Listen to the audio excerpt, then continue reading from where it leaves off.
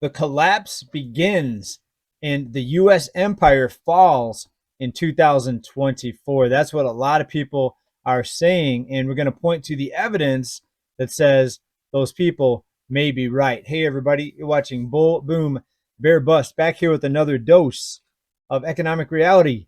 And I will be leaving town probably after this report comes out for about 4 days. We'll be back on the 3rd of January. We're just heading up to some relatives' house a little bit north from where I live, and I live in San Diego. So we're going to Riverside and visiting some relatives and doing a housewarming celebration for someone that just bought a house here. A relative of mine just bought a house here in California.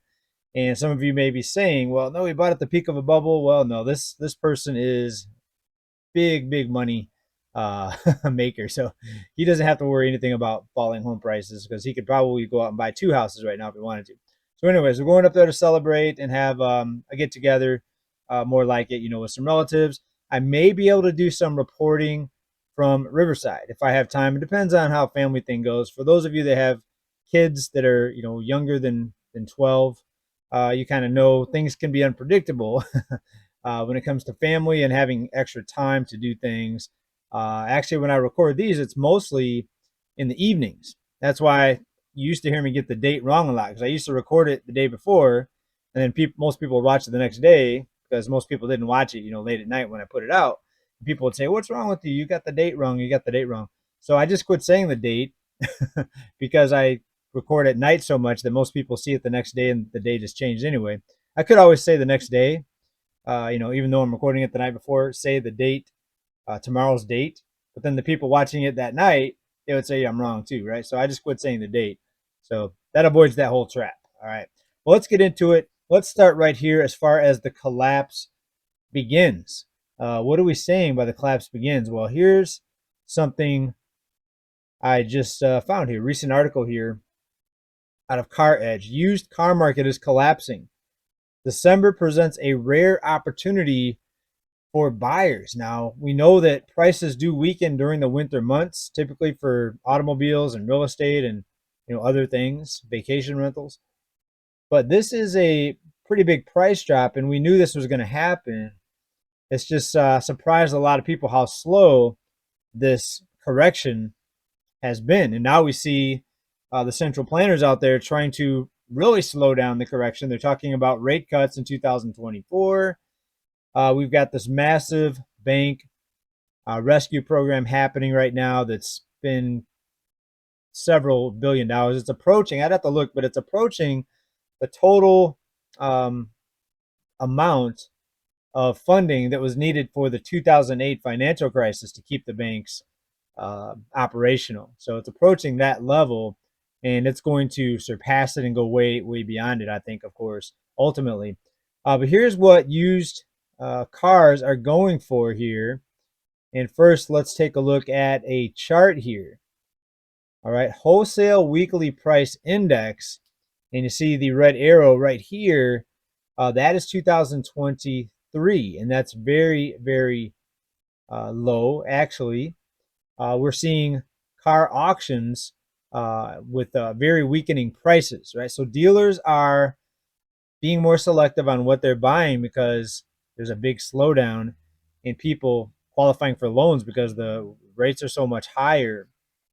Also, the incomes have not kept up with inflation for the most part. They're telling you inflation slowed down. That's the official story. But the bottom line is prices are still going up. Just because prices are going up more slowly doesn't really make things a lot better, right? People need prices to come down, and we don't see that happening in many areas. Used cars, even new cars, used cars and new cars both, is one of the areas where we are seeing deflation, not just the slowdown of inflation, but actual deflation, which is really the cure for the illness of things costing too much and the high cost of living. But will the correction continue? Because we see so many things happening to where they're trying to keep this propped up here. Also, here's the used retail days to turn, and we see to the upper right here, and we see the length of time these cars are sitting on the dealer lots is really increasing. And in fact, I just wanted to enlarge it here. This chart goes back to 2019. So we're the highest in about 4 years right now as far as the length of time these vehicles are taking to find a buyer to get them off of the lot. And here's something pretty alarming, I think, here. Look at this. The average used car loan is a 14% APR. 14%. And imagine getting a car and losing 30% of the value like we saw with a lot of the electric vehicles in Tesla, which witnessed the biggest price drops and biggest collapse in value out of all the different cars. And here's something that I actually didn't know. I consider myself pretty well-rounded here, but here's something that I didn't know about car dealers. Car dealers don't typically own their lot outright. They actually finance their inventory when they buy cars at the auction and pay monthly floor planning costs. With interest rates at 20-year highs, car dealers are fleeing and feeling the pain like the rest of us. What does it mean for used car buyers? Buyers should know that dealers are motivated to sell their inventory sooner rather than later, even if they try to act like they don't need to. You certainly have negotiating power, especially in December 2023. So there you go. So if you're looking for a used car, maybe there's a good time to get a pretty good deal right now. Next, let's talk about something else that we see coming in 2024 that I think most of us see coming. And Newsweek had a report out here. Massive layoffs are coming in 2024. So there's this idea out there that there's going to be a soft landing and maybe even no economic negativity whatsoever, and that everything's going to be just fine, or that things are going to start improving again. Well, it depends on what you mean by improve. Corporate profits will probably improve. But what about the U.S. consumer, the middle class, the average working person? Well, not so much. In fact, we still see the savings rate, which is the amount of money people have left over in their savings accounts or checking accounts after paying their monthly obligations and their monthly bills. It's near a record low. And I don't see that coming up anytime soon unless corporations out there and large employers stop being greedy and start giving larger and larger pay raises, or much larger than normal or much larger than usual. Does anyone see corporate greed ending in 2024 and everybody's going to get these huge pay raises to not only keep up with the cost of living, but surpass the cost of living, right? So they're going to get paid more than the rate of inflation. Do you think that's really going to happen? And again, corporate greed ending in 2024? No, it's likely going to get worse. So the average consumer is going to be much worse off in 2024, and that's going to have overall negative impacts on the economy. Now, what will the reaction be? That's the question. So when banks get in trouble, will we just see a bigger rescue package floated out there, more debt, more spending to keep it all propped up? Many people are saying yes, and therefore that's also inflationary because that's negative for the dollar. And for anyone that argues about the consumer and how well or how bad the consumer's doing, how badly, take a look at this. Student loan borrowers had to get another break here. Student loan borrowers won't face significant penalties for missed payments through September 2024. So they had to expand this out almost another year because so many students were missing their payments. And penalties normally are pretty large for late payments, and that can really impact someone that's already not able to make payments. And then you add on these fees and penalties. So now they had to extend this through September 2024. 2024, an election year. So of course they want to keep things looking as good as possible. They're going to keep a lot of these rescue programs in place. And I've said here on this channel, I wouldn't be surprised if they introduced the foreclosure prevention and the rental eviction moratoriums where no one can get evicted to try to keep the tsunami somewhat contained. And people will see if things are sort of normal, people will see that and they'll say, "Oh, everything's fine." These economists on YouTube, they're doom and gloomers. They're always predicting these bad things. I'm not predicting bad things. I'm predicting a lot more propping up of this, which brings on some pretty bad things. It brings on a cost of living that's just astronomical already for most people, and it risks the dollar getting more devalued. The more currency they pump into this thing, look out below, because the dollar's already lost 90+% of its purchasing power in less than 100 years. And this last few percent, I mean, could go very, very quickly if we start seeing inflation tick back up again, especially in a lower interest rate environment. So that's one of the cautions I have out there for 2024 is try to brace yourself against the falling dollar. And I think the best way to do it's precious metals. My favorite is still silver. That's why I say keep stacking, not just silver, but essential items in case there's some sort of big outage and a bunch of bank failures, right? Who knows? It could be around the corner, or they could keep this thing propped up. I wish I knew. There's been people predicting a collapse for years. I've always said here, prepare for both directions and prepare for worst case scenario either way. Collapse, deflation, um, skyrocketing cost, inflation, all the way into hyperinflation, right? Fiat currencies always end at some point. The US dollar, we're 50 plus years, about 52 years now since going off of the gold standard in 1971. So 50 plus years of being a complete fiat currency. That's about the typical lifespan for a fiat currency. If you look back at other fiat currencies and even other world reserve currencies, it's typically right around 50 years, give or take.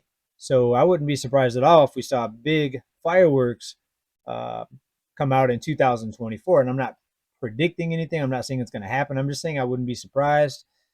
Be ready for anything. Be ready for all scenarios. Don't take anything off the table.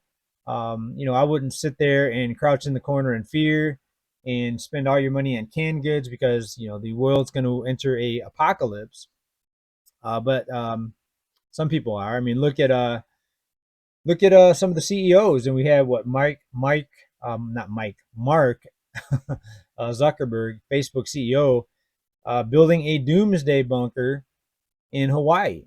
And people want to call me an alarmist or doom and gloom or negative. Obviously, he sees something much worse than I see. I'm not building a doomsday bunker. Not that I could afford the type of bunker that he's building, but I'm not nearly as alarmed or concerned as he is. I mean, what's the reason, why he's doing that? Is it just for some sort of playground, or does he see some really bad things going down very soon? And that's why he's building this underground survival. What's being called, and I haven't seen inside it, but what's being reported is more like a doomsday or an apocalypse bunker, right? So go figure that one out and ask yourself, why someone with so much money would be doing that. Also, back to the banks for a minute here. Reuters put this out here a couple weeks ago. U.S. regulators clamped down in bid to prevent more bank failures. So here's the thing. A lot of times these regulators will fine or give a penalty to these banks for not following the guidelines or not staying within the regulations.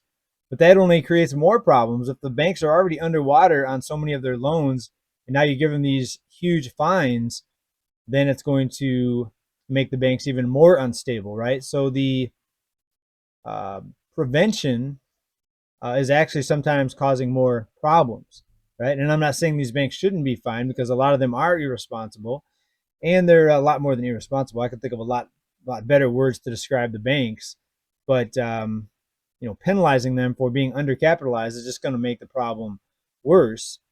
And we'll see what comes of it. I mean, I don't really see regulations coming back as far as making banks have money in the vaults before they loan it out. Because if that happens, you're going to see massive deflation, a massive crash in the cost of living, because no one would be able to borrow money. The banks wouldn't be able to loan it out if that were to happen. So that would be almost a miracle, in my opinion, if that sort of regulation, were to pass. Here's how desperate some people are here. People are looking for a way to get easy money. And a lot of times they do that through lawsuits. Hershey sued over lack, and this is ridiculous, over lack of artistic detail on Reese's candies. Lack of artistic detail. This person sued Hershey. Hershey has been sued by a Florida woman who said its holiday themed peanut butter candies lack artistic details shown on the packaging. Things always look better on the packaging. Things always look better on the advertisement. Things always look better on the billboard. I've seen the picture of, let's say, a Whopper sandwich on the billboard. It's like this tall, and then you actually get it, and it's like 1/3 of what it looked like, 1/3 of the size of what it looked like on the billboard. Reese's peanut butter candies lacked artistic detail in a proposed federal class action filed on Thursday seeking $5 million because the artwork, which is some sort of design on the candy, I guess, didn't look as good as it did on the package, right? How ridiculous is this that our courts are tied up with this type of nonsense? She said she would not have paid $4.49 in October at an Aldi for a bag of Reese's peanut butter pumpkins had she known that the candies not only lacked the cute looking carved eyes and mouth shown on the packaging, but any carvings at all. So you pay $4 and something for a package of candy and you're suing for $5 million. I mean, this is just one of probably millions of examples of how this is just insane. This, not just the people doing it, but that it's not just laughed out of the courtroom, that they actually entertain these types of lawsuits. I heard the one years ago about hot coffee being spilled on somebody at McDonald's, and that caused injury. I could see that, and even that was a crazy payout. That was like $1 million because of pain and suffering. But this one, because the artwork wasn't like it was on the package, just blows my mind. Just blows my mind that this is even possible to have in a courtroom. Something else to look out for in 2024, and we talked about this at the beginning, about layoffs. Google may lay off 30,000 employees as AI, artificial intelligence, improves operational efficiency. Wow, it's getting harder and harder to reach people now on the phone at companies. You sit there and you have to go through the menus. And sometimes you're there on the menu for like 5 minutes before you can even hear the department that you want to, because the prompts are so long-winded. You have to sit there and sit there and sit there unless you know what number it's going to be up front because you've called the place before. Maybe you've called the business before and you already know what number to hit. Okay, number 5 or number 0 is getting an operator or getting a live person. And sometimes hitting 0 now doesn't get you a live person. I used to know, well, I didn't used to know it. It used to work. Hitting 0 and pound used to get you through to a live person. It just doesn't work anymore from what I've seen the places I called. It used to be kind of a shortcut. You call up and skip the whole menu, skip all those automated messages, hit 0 pound, and then a lot of times you'd get a live person on the phone. That never works anymore over the past like few years. I still try it every now and then. And that old trick that used to work doesn't work anymore. Google officially recently revealed that Google is planning to reorganize its ad sales team. Google has been focusing on a lot of AI advancements that lead to what people feature the most. Taking away human jobs, Google may potentially lay off 30,000 employees soon across its ad sales division. Right, so they may. I would not be surprised at all if they did, and not just that company. There's going to be a lot more as people demand higher wages. Look what happened here in California with the $20 an hour minimum wage for fast food. You had all these Pizza Huts, a lot of them, laying off their delivery drivers because they don't want to pay $20 an hour. So now what are they going to do? They're going to rely on delivery services, right? So when you have this demand for higher wages, you're also going to have an even bigger demand to replace these people or to get rid of these people, to lay them off, to eliminate them, replace them with artificial intelligence. And that's just another symptom of a cost of living and an inflationary environment. You're always going to have more and more incentive for companies to get rid of people because the higher wages you demand and all these people holding picket signs and going on strike for higher wages. You think the business leaders are not scratching their heads trying to figure out ways to get rid of these people? Okay. You can't go on strike if you don't have a job, or you could still strike, but you can't demand higher wages if you don't have a job. You could try to get higher unemployment benefits, right? But you can't demand higher wages, folks. All right, we're going to wrap this one up here. It's been a bit of a long one. I wanted to get an extra few articles in here and talk a little bit more today because I will be out of town. I just want to thank everybody.